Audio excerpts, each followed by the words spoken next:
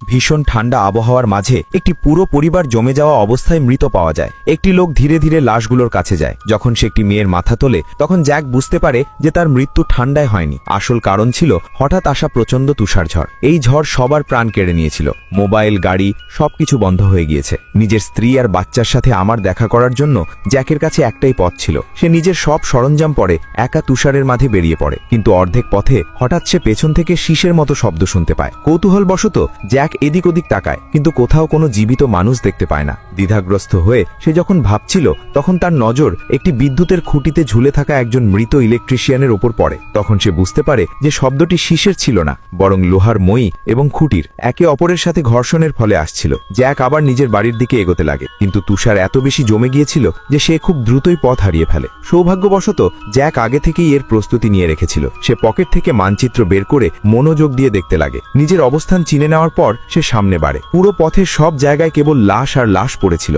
এখন জ্যাকের আর ভয় লাগছিল না। ওসব দেখে সে পাথর হয়ে গিয়েছিল। হাঁটতে হাঁটতে সে একটি ট্রেনের কাছে পৌঁছায়। তখনই হঠাৎ কাঁচের ওপর কড়াঘাতের শব্দ আসে। শব্দের দিকে তাকাতেই জ্যাক স্তব্ধ হয়ে যায়। ট্রেনের ভেতরে অনেক মানুষ বসেছিল। সে বুঝতে পারছিল না এখানে এত মানুষ কিভাবে বেঁচে আছে। সে যখন এই চিন্তায় মগ্ন ছিল তখন একটি মেয়ে সাহায্যের জন্য চিৎকার করে ওঠে। বাধ্য হয়ে জ্যাক ট্রেনে উঠে পড়ে, কিন্তু যেই সে কামরার ভেতরে পৌঁছায় ভেতরের দৃশ্য দেখে সে পুরোপুরি শিউরে ওঠে।